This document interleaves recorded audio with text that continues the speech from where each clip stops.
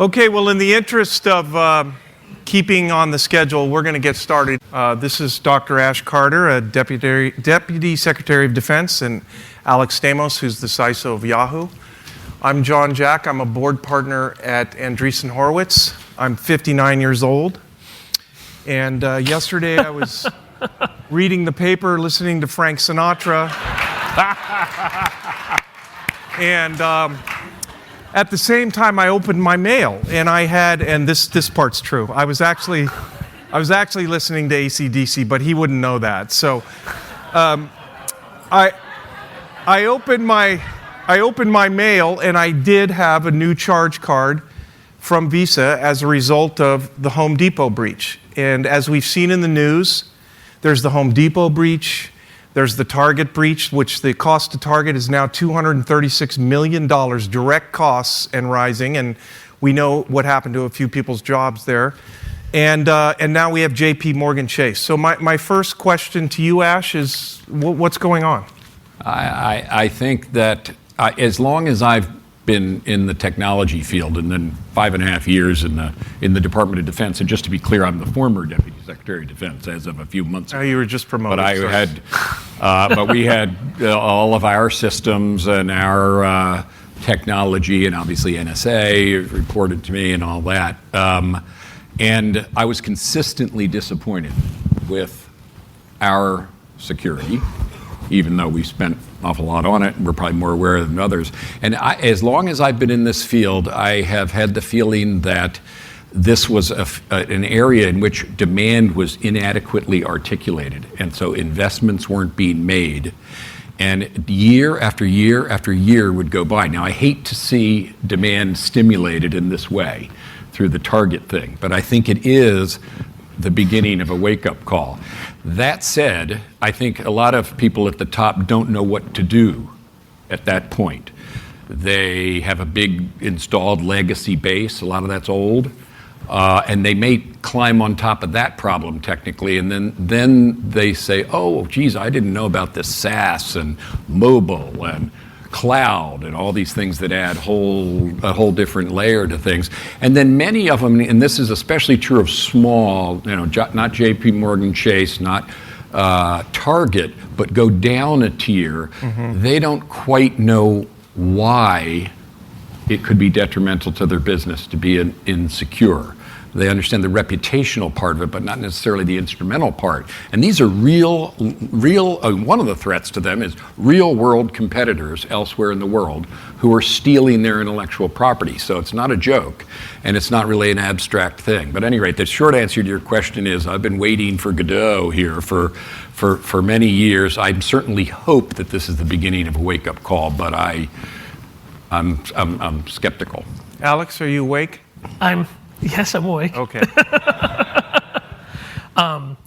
So on the credit card issue, I think there's a micro and a macro. So the micro issue is we're on the verge of a transition away from the magstripe 16-digit credit card model. And just at the beginning of that transition, some bad guys figured out the real fundamental problem that the CIOs and the CISOs of these companies have, which is they have a huge physical plant with 50, 60, 70,000 deployed point of sale systems, many of which are still running Windows XP, and that are almost impossible to secure, right? And so you have kind of the micro issue of often in the security industry, the bad guys figured that out. They have a very notable success.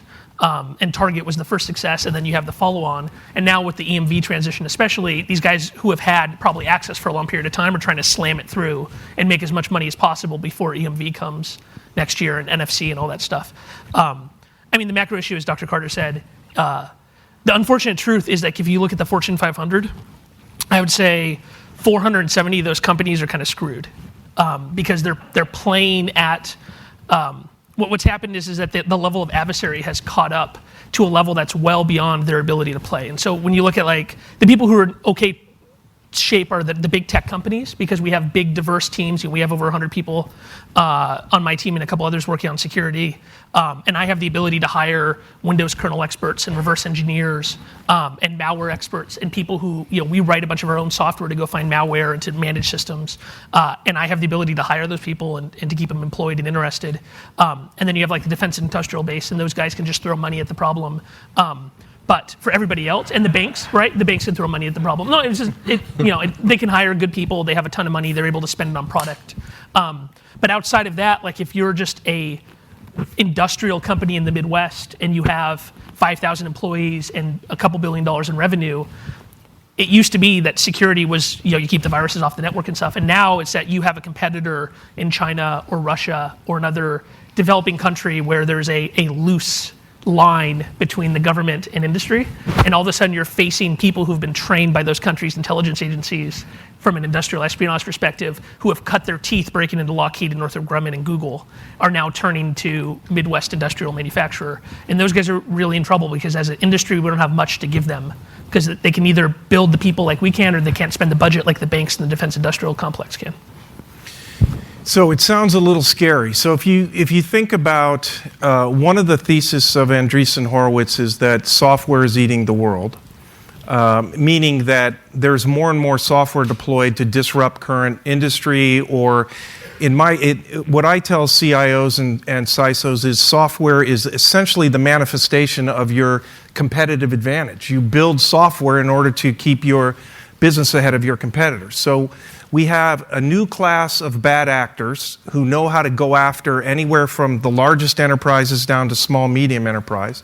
Yet we have a continued need to publish more software in order to maintain a competitive advantage. And with more software, we have more attack surface. So what would you say to the CMOs and CIOs in this room about how to think about the problem and think about what to do, given that CMOs are more concerned about the brand and reputation, and CIOs, of course, often have the CISO reporting to him or her, or side by side? It's a big problem. What guidance would you give? I'll go to Alex first. Yeah, for the CIOs, you said the magic words attack surface, right? So attack surface is you imagining what's a company look like to the outside to a bad guy. Or what's a piece of software look like? And attack surface minimization is by far the cheapest and most effective way to reduce your security risk. It's the reason why Microsoft has spent probably $1 billion on security in the last decade, and they still haven't gone anywhere. It's because they're not willing to do attack surface minimization due to the way they do backwards compatibility. And so if you're a CIO, one, move to the cloud. Who here works at Microsoft?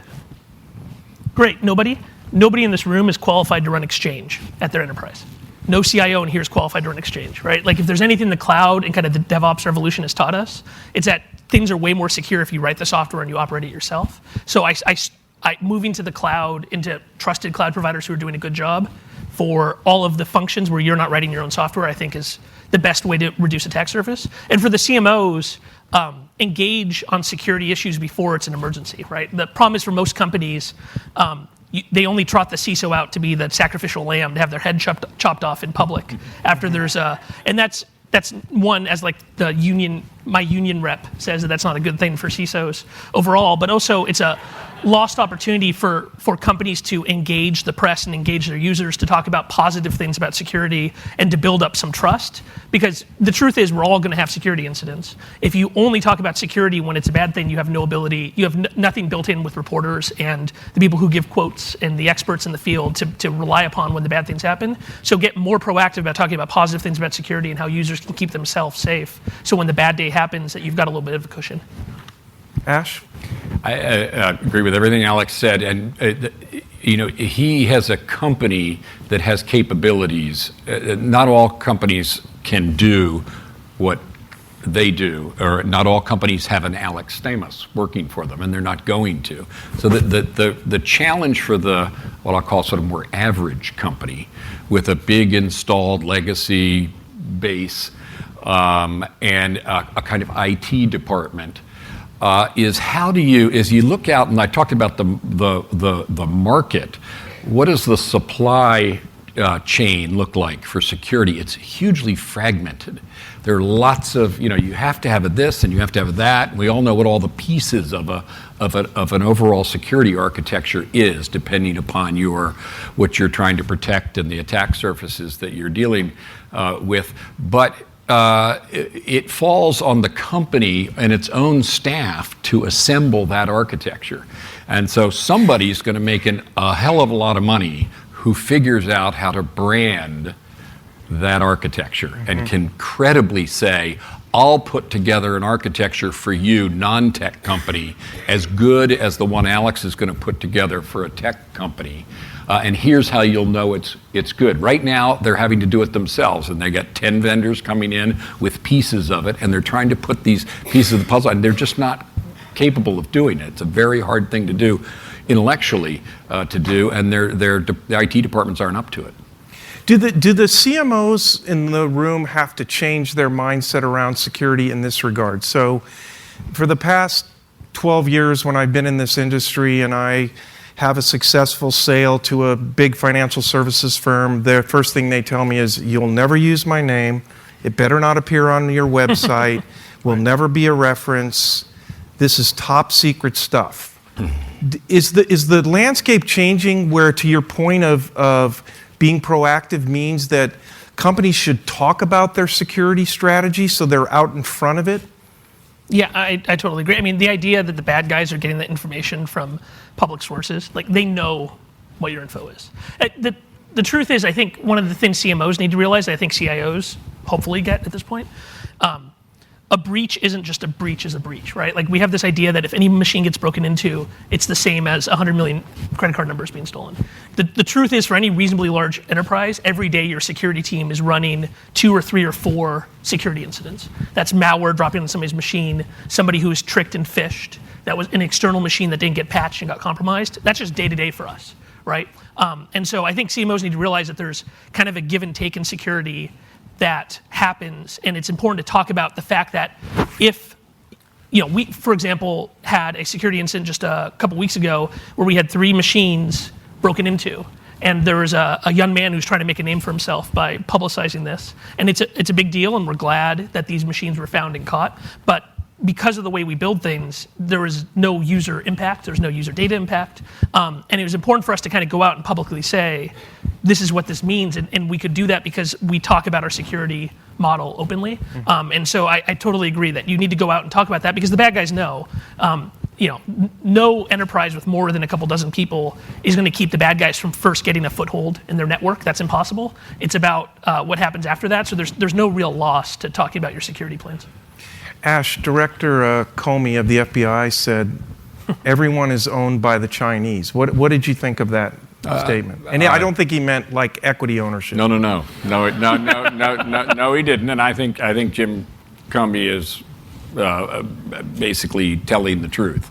The Chinese government-sponsored and at kind of one arm's length proxy IT aggressor services are large, they're smart, and they're largely unopposed in this country. So I think that I'll tell you, JJ, I even felt this way about our networks in the Defense Department, and if anybody thinks that we did a very good job of protecting defense networks, take a look at Edward Snowden. A classic, whatever you think of that, it was a classic insider threat realized to the huge detriment of the country. They are. I always felt had penetrated the government networks. We know and we see all the time them, and they're small. They go after little companies that make a little a component. A specialty component with a specialty alloy or something, or a paint that it took somebody somewhere in this country decades to perfect that formula, and they steal that formula and thereby overnight become a competitor for a company. It's serious business. It also allows them to get into the supply chain. So if they can break into that little paint supplier's systems, they can get into the supply chain and worm their way up to where they might want to get to. Alex, what do you think about, you touched on it a little bit, again for the CMOs in the room, how do you make a decision what to talk about if indeed you have been breached? I mean, there's two extremes, right? There's the one machine or three machine example you have, and then 100 million credit cards. But what about that area in the middle? How do you think about that? Yeah, unfortunately, it seems like most of those decisions are made by lawyers, right? Who are all about, we're going to hide as much information as possible because we're not going to give it out. Obviously, each one of these breaches comes with its own special set of shareholder lawsuits and user class actions. And there's a Shakespeare quote that I think is relevant here that I'm not going to repeat, but you can guess what it is. But letting the lawyers make the decisions by default, I think, is not great. I mean, obviously, having your general counsel and your legal team part of it is totally critical, but that's why you have to have that discussion with them ahead of time. And I think wargaming this out is actually not an unreasonable thing. Yeah. To sit and do a tabletop exercise, and there are consulting companies that do this, or you can just do it on your own with your own security team, where you could wargame out with your CMO, with your general counsel, with your law enforcement team, the people who do all the investor relations and securities law, and game out, like, what would we do in this scenario so that you're not making the decision in a 4-hour window. Can I just add one thing that is another dimension of this that I think bears mentioning? It came up this morning, and when folks were talking about the two-way nature of a transaction in which I share data with an enterprise and the need to give back, and therefore the question of trust and the personal cost associated with being active on the network. I think that's another dimension of security. It's not about bad guys hacking in and stealing things, but it is about trust and reputation in a certain sense. I think these two things are kind of going to come together. I think people, not malefactors, but people are going to be more demanding that they understand what is being done with their information, that it's not going off somewhere, not China necessarily, but off in somewhere where they can't control it and aren't getting anything back. So I think from the point of view of the corporation leadership, those two things they're somewhat separate, but operationally they overlap quite a bit.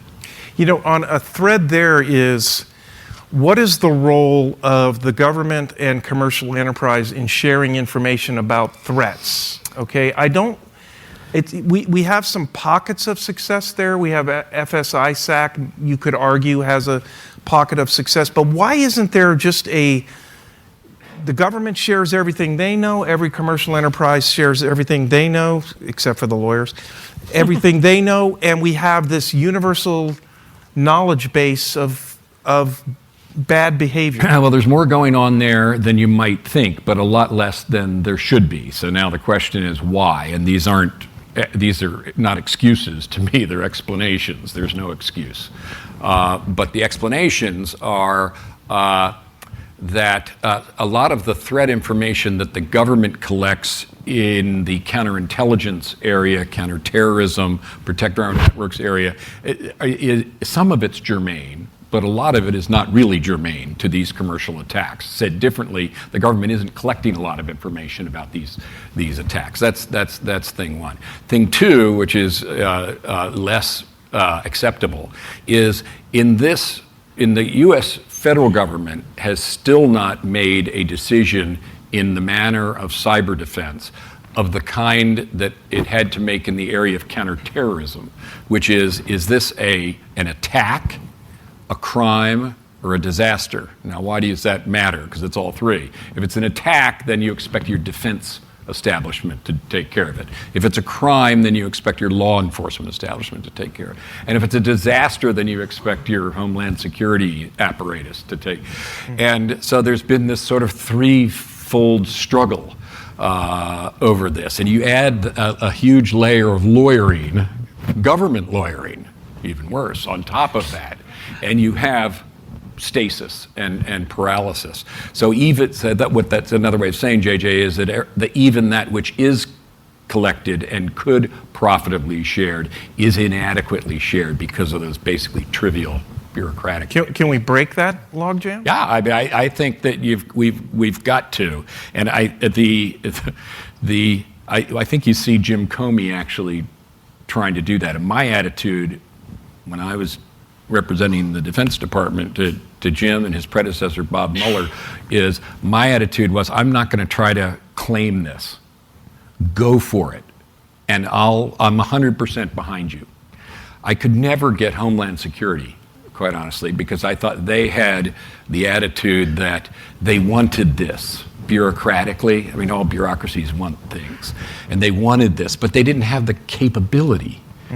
Comey had the authorities and some reasonable technical capability. We had a lot of technical capability, but I didn't feel like we were the right people to do it. So my attitude is, this is a national problem. Let me just get in behind Jim and tell all my bureaucrats to stuff it and stop fighting with them and trying to seize it yourself. But I never got Homeland Security to that point of view. We better talk to them. What's the corporate view on the sharing and collaboration? Yeah, I mean, we'd like to collaborate more on the national intelligence threats. It feels like it's a one-way that we send data to the government and they say thank you.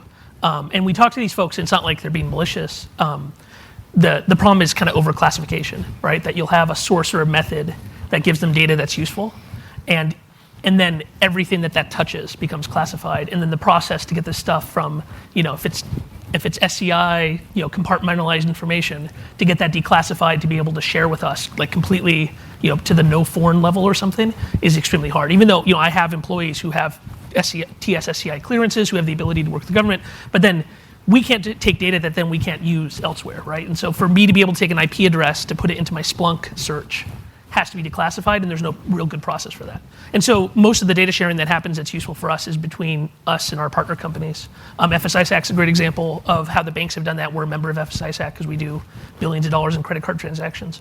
And I think that's great. I think the tech industry needs to do that. I mean, it's a little harder for us legally. The banks basically have no privacy laws, which is how credit unions exist and stuff. So they can just take all of your information and share it. That's not true for us with ECBA and a couple other laws. And I think that's fine that those laws exist, but we need to figure out like the legal framework that allows us to share information in real time to be able to say, this Android phone that has malware on it is pretending to be other users on Google, Facebook, Twitter, and Yahoo at the same time. It'd be great for us, instead of each one of us determining that separately, that one of us figures it out and then that person's locked out from the rest. Okay, well, we have 8 more minutes and 11 seconds. And what I'd like to do is ask you each a question that's very specific to your domain and not necessarily completely on topic. Great. Alex, I'd like to ask you, as individuals in this room, how do we think about our own personal security, cybersecurity? So the kind of inconvenient truth of the tech industry right now is that there's pretty much nothing a individual person can do to be safe online if they're targeted by a bad guy. And the way we can tell this for sure is from the iCloud hack. So we've talked about Target and Home Depot, which has 100 millions of credit card numbers, but who really cares, right? Like lots of people get their credit card numbers changed and Target loses a couple percentage point of their market cap, but the human impact of that is minimal. Whereas with the iCloud photo leak, we have dozens of celebrities with their most intimate videos and photos being on the internet. And the first reaction from a lot of people in the tech industry was like, oh, well, you shouldn't take naked pictures of yourself on your camera, which is like a totally reasonable thing to tell your teenagers, right? But it's not an appropriate reaction from the tech industry. And the truth is that all of this technology in our lives, we've built this huge edifice that is completely unsupported by the fact that if you are targeted by a bad guy, they're going to get in, right? Either they're just going to buy your username and password off the black market from a third-party breach, or then they're going to step up to doing a spear phishing attack of you, or they're going to do password reset questions, which are, if they research any individual, you can get somebody's credit report, which you can purchase from ChoicePoint or something like that, or they'll go and put malware on your personal machine, right? And so that's a real problem for the tech industry. And so, I mean, the best things people can do is they can protect themselves against kind of the mass takeover, which means you need to use a different password on every single site. You need to turn 2-factor authentication on everywhere. That probably means using a password management tool like a LastPass or Dashlane or 1Password. But beyond that, it's incumbent on us to, the next 5 years, we need to redesign how technology works so people are safe if they're targeted, not just that they're lucky.